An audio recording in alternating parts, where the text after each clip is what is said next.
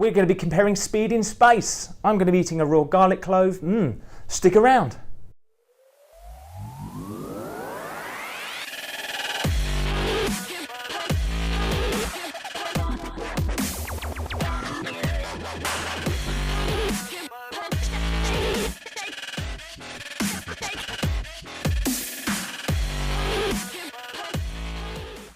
Hello, welcome to the Hungry Astronomer. We're going to be looking at speed in space, and we're going to be using a couple of different ways of travelling through space to show you how quick and slow it can be. Now, the first mode of transport will be a car travelling at 70 miles an hour. Not that great, not that quick, not practical. The other mode of transport will be an aeroplane travelling at 550 miles an hour. Better, but still not practical for space. And the next mode of transport is Voyager 1. Now, if you're not sure what Voyager 1 is, in 1977, Voyager 1 and 2 were launched, and they were to go to the gas giants, and they visited every single one, all four of them. And they're still out there, and they're still going, and they're going at 38,000 miles an hour. Voyager 1, 38,000 miles an hour. That's 11 miles per second. Very quick. The other mode of transport we're going to use is light. Okay, now light we take for granted. Okay, it's quick. We turn on a light switch, the light comes on instantly. We turn it off, it goes off. Just like I did with my headlamp, which I'll take off because I look silly. But light has a speed, and it's 186,000 miles per second.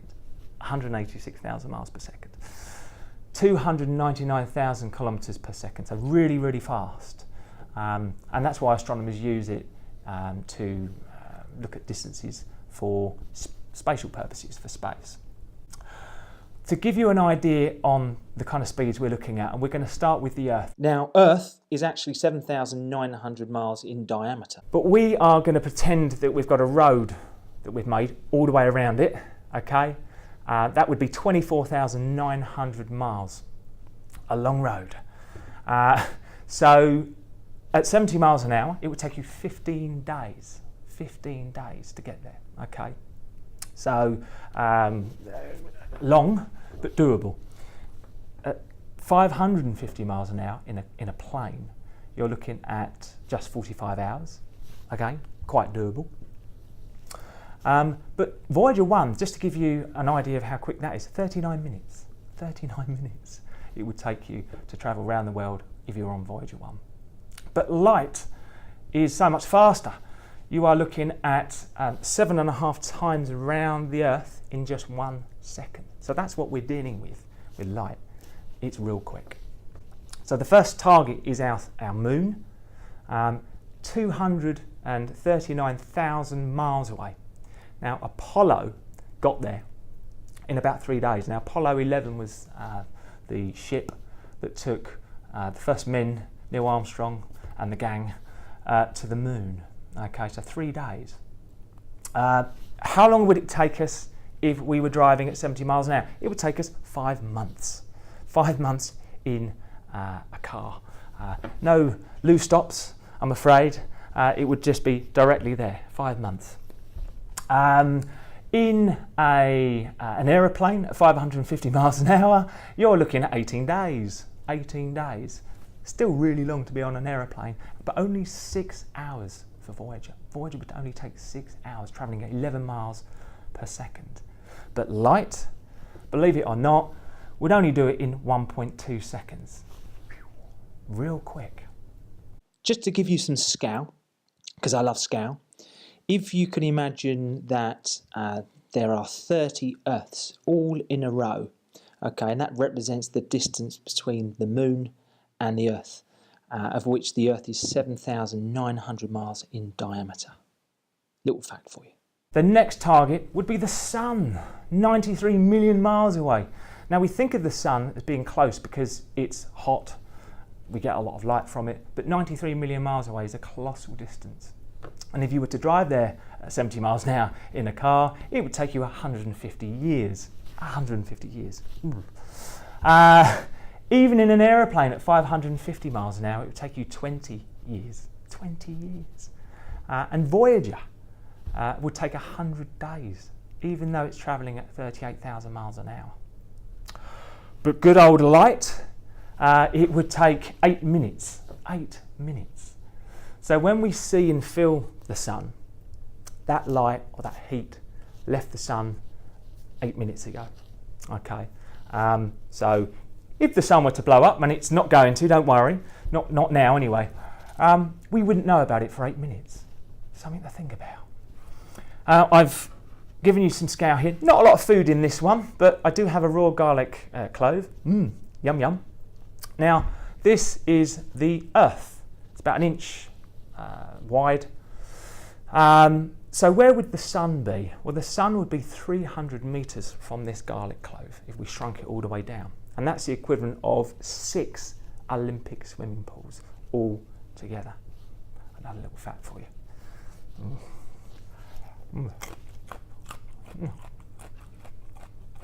Delicious. Just what I wanted for breakfast. Okay, so the next target would be Mars. Now, Mars is 140 million miles away. 230 years in a car. Okay, so you'd need to get your car serviced, change the windscreen wiper blades, get an oil change. 230 years, incredible amount. So 230 years to drive at 70 miles an hour, 29 years to fly there. Okay, in an aeroplane at 550 miles an hour, 153 days for Voyager, much quicker, but still a long time. 12 minutes for light, 12 minutes for light, probably as long as this video. Incredible. The next target would be Jupiter. Now, Jupiter's quite a bit further out. All these figures I'm giving you are from the distance from the sun to the target, apart from the moon. So 480 million miles away. It would take you 780 years to get there, okay, by car at 70 miles an hour. Some big numbers. By plane, it would take you 100 years. 100 years to get there. And in fact, if you were in 1918 and you got on a plane just after the First World War, and you got on a plane at 550 miles an hour, that's the equivalent of getting off today in 2018. Very long time. Don't do it. How long would it take for Voyager? Well, Voyager would do it in 1.5 years. Okay, 1.5 years. But light, once again, it beats everything, and it's 43 minutes. 43 minutes to get there. The next place we're going is Saturn. Now, as a kid, I always thought Jupiter and Saturn were quite near each other, but they're not. It's almost like another distance from the Sun to Jupiter again, so it's 885 million miles. Okay, now, I don't think we should drive anymore. 1,450 years in a car. Okay, that's a long time. 180 years, okay, in an aeroplane, 550 miles an hour. So plenty of air miles, yay. 2.5 years for Voyager. So again, you can see even travelling at 11 miles per second, it takes a long time to get there. But light, 79 minutes. 79 minutes it does it in. Again, incredible. But it shows you that light has a speed. The next planet would be Uranus. It is 1.8 billion miles away from the Sun. It would take you 2,950 years to get there by car. I want you to imagine that you are in the year 930 BC. You get in a car and you travel 70 miles an hour. You'd be getting to your destination around about 2018. So, incredible. How far in a plane? Well, a long time, 370 years, and 5.5 years for Voyager, travelling at 11 miles per second. But only 180 minutes for light, so it's 3 hours. Nothing really. So again, light wins. The next destination would be Neptune. Now Neptune is 2.8 billion miles from the Sun. Even more colossal distances. 4,565 years it would take you to get to the Neptune if you were driving at 70 miles an hour. But why drive when you can fly? Yes, 580 years it would take you, just a snip of the time via driving. Yay! Forget it. 8.5 years for Voyager. Okay, so better, but still long. 250 minutes for light. Light wins again. Yay! Now I've included Pluto. And the reason I've included Pluto, I like Pluto, and Pluto shouldn't be a dwarf planet. It should come back as a planet. But it's 3.6 billion miles away. 3.6 billion miles away. That's double the distance from the Sun that Uranus is. Okay, so amazing distance. 5,900 years in a car. Are we nearly there yet? The kids would be saying, and the parents would be going, yeah, nearly. A long, long way. It would take you 750 years in an aeroplane. And by the way, that's 3.3 million films you would have watched, and about 820,000 in-flight meals. Yum. So, a very long way. 11 years for Voyager to get there. And light, 320 minutes. So, somehow, if we're to explore the solar system and space, we need to figure out how we can travel light speed, or certainly near light speed.